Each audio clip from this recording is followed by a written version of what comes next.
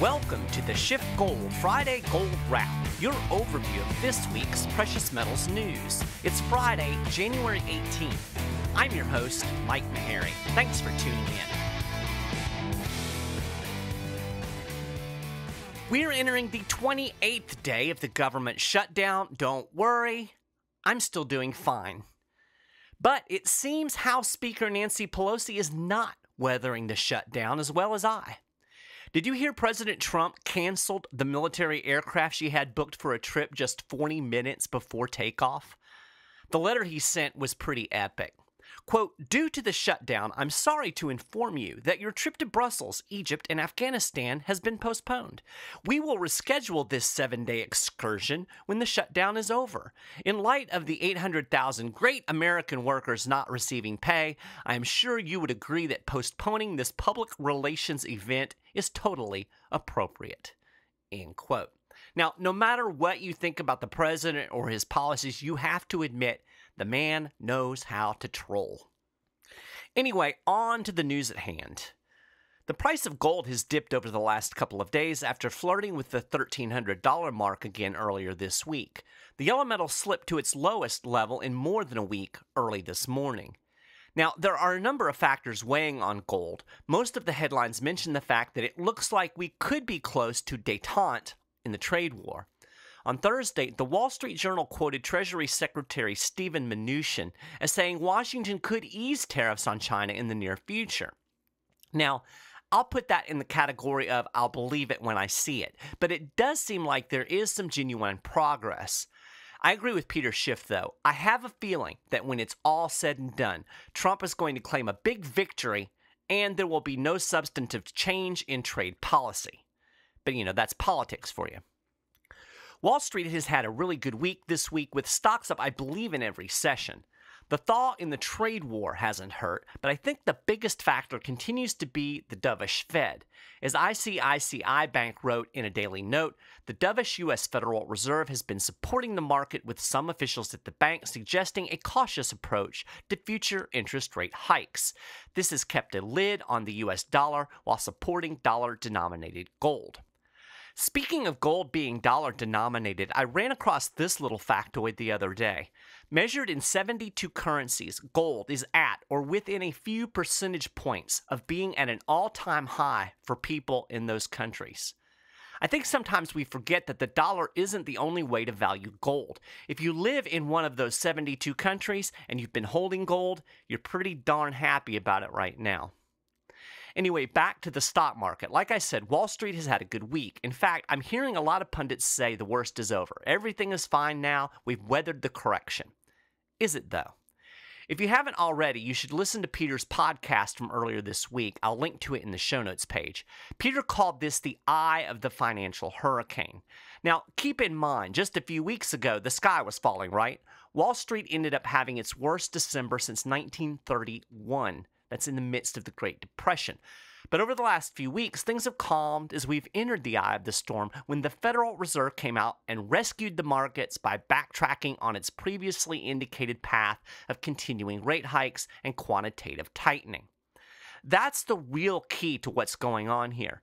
Things like a thaw in the trade war are a nice excuse to send the market up, but the wave lifting the market is the Powell Put. Over the past week, several Fed officials doubled down on the dovish tone set last week by Powell and also indicated by the FOMC notes that were released earlier this month. As Peter put it, everybody is a dove. There are no stock market hawks, kind of like there are no atheists in a foxhole. Well, in a bear market, there are no hawks, there are only doves. It's not just current Fed members sounding all dovish. Former Fed Chair Janet Yellen came out and said the December rate hikes could possibly be the last ones of this cycle. I think she pronounced probably wrong. I really don't see the Fed tightening anymore, and if it does, just watch. The market is going to go back into a free fall. It's really pretty simple. This economy cannot function in a high interest rate environment, and by high, I mean still pretty low. We're nowhere near normal. As Peter said, tightening was a failed policy from the get-go. The central bank inflated all kinds of asset bubbles with zero interest rates and QE. Peter said he knew if they tried to normalize interest rates and if they tried to shrink the balance sheet, they would never complete the process. They would have to abort it somewhere along the way and reverse course. I'm pretty certain that's what just happened. But that's not the end game. They're going to have to go back to zero. That's how this was going to end all along. No matter how high they managed to raise rates, they'd have to go right back down to zero. Peter said, now that we have the Federal Reserve basically calling off the rate hikes that they had planned, pretty much vindicates me. Now, I know some people out there right now are shaking their heads. They're saying, Peter's been saying the same thing for 10 years. Like a stopped clock, he's going to be right at some point. I see the naysayers. I see your comments and your snide remarks on our videos and on the podcast, and I get some of it too. Here's what I think is important to remember, though. Peter is basing his predictions on solid economic reasoning. What he is saying is based on some fundamental realities. The Fed's monetary mechanizations pumped up a massive asset bubble and fueled a huge increase in debt. When interest rates rise, those bubbles pop. The credit dries up, the debt-fueled economy slows down. You take away the punch bowl, the party ends. This is just basic business cycle principles. Now, the hard part is timing. We know it's going to happen. It always happens. That's the way the cycle works. We just don't know when it's going to happen. For instance, I'm pretty certain Trump bought the economy time. There was all of this optimism when he was elected. The tax cuts gave the economy a shot of adrenaline. We couldn't have predicted that. I think if Hillary had won, we'd be in a recession right now. But that doesn't change the fundamentals that underlie the economy. It doesn't alter the business cycle. It doesn't change what the Fed has done. It just kicked the can down the road, and you're still going to run out of road. Economic theory gives us a lens through which we can see the long-term consequences of given actions. But it's not a crystal ball, and I think we would all do well to remember that, and myself included. Jim Grant was on CNBC not long ago, and he made some great points. I like Jim a lot. He has a way with words.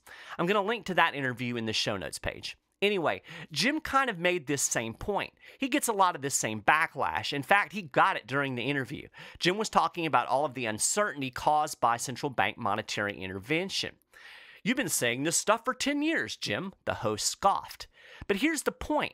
Jim said, I think people are too certain about things about which they should not be certain. He went on to say, I would say that we don't know a lot, and in view of these circumstances, the most extraordinary circumstances of our credit markets and capital markets, we ought to be prepared for all manner of outcomes, many of which are unscripted. You know who else doesn't know a lot?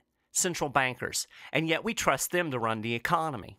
Anyway, I think Jim is right. We don't have a crystal ball. We can't peer into the future, but we do have sound economic theory to fall back on. Here's what Jim said. I think this is really important. He said, it seems to me there's nothing wrong with holding in the front of your mind, or at least not too far in the back of your mind, the fact that we live in the most extraordinary moment of monetary manipulation. Central banks the world over have commandeered financial markets in the interest of macroeconomic policies. When Peter talks about the coming crash, he's basing it on this fundamental reality, this thing that we should keep in the front of our mind. I think he would admit he doesn't know the timing, but we can certainly see signs of its approach because we know exactly what it looks like. We saw it with the dot-com crash. We saw it with the housing bubble popping, and we're seeing it now. It may be tomorrow, it may be next week, it may be next year, but the crash is coming. Just another quick note before I sign off. I saw this blurb this morning. The Russian central bank bought 8.5 million ounces of gold in January through November 2018. The December numbers are actually due out this afternoon. The Russians are clearly trying to diversify away from the dollar. Putin said last spring, quote, the monopoly of the US dollar is not reliable enough. It is dangerous for many. At the risk of being accused of Russian collusion, perhaps Putin isn't wrong. There are certainly good reasons to not have all of your eggs in the dollar basket. If you want to learn more about diversifying your portfolio with precious metals, talk to a SchiffGold precious metals specialist today at 1-888-GOLD-160. Well, that's a gold wrap for this week. You can get more details on all of these stories and more, and keep up with the latest precious metals news and analysis throughout the week at SchiffGold.com/news. And if you haven't done it already, you can subscribe to the Friday Gold Wrap over at iTunes or on the SchiffGold YouTube channel. You'll find links on the show notes page. And if you're listening on YouTube, feel free to share your thoughts on this week's gold news in the comment section. You can tell me that I'm a stop clock or whatever else you want to say. And also, please check out this week's It's Your Dime interview. I interviewed journalist Ryan Gerdusky, and we talked about the immigration issue and building a wall.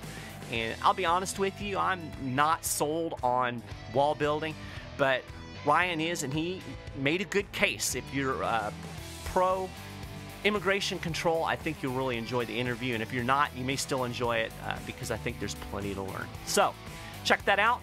It'll be in the show notes page as well. I really appreciate you listening, and of course, I will talk to you again next week.